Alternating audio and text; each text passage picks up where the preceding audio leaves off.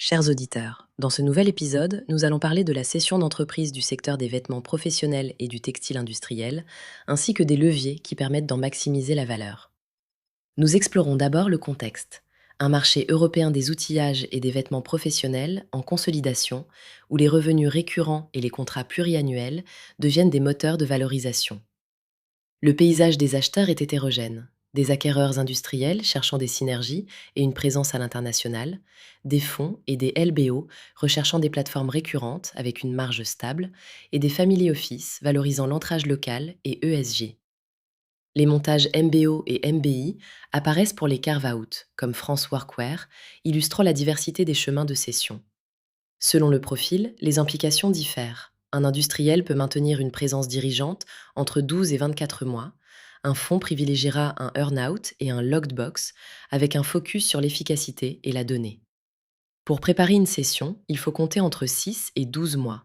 Gouvernance claire et relais managérial, données clients et contrats, et une data room complète incluant les certifications et les comptes consolidés. Le processus type se déroule par teaser, NDA, CIM, long list, short list, LOI, due diligence, SPA et closing. Comptez entre 7 et 10 mois et anticipez les points de friction comme la dépendance aux dirigeants, le besoin en fonds de roulement élevé et les risques multi-pays. En matière de valorisation, les multiples EVEB-ITDA visés en Europe oscillent autour de 8 à 11 fois selon les flux récurrents. Les mécanismes courants incluent locked box, earn-out, jusqu'à 20 à 30% et crédit vendeur, avec une logique cash-free, debt-free dans 80% des cas. Les scénarios prospectifs intègrent le numérique, la relocalisation et l'impact ESG comme facteur de hausse.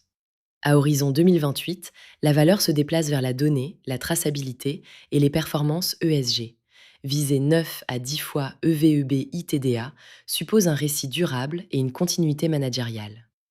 Pour les dirigeants vendeurs, prioriser la réduction de la dépendance aux dirigeants, l'augmentation des revenus récurrents, la fiabilisation de la data et les progrès en matière de conformité. Enfin, les transactions récentes démontrent un appétit élevé pour les plateformes récurrentes.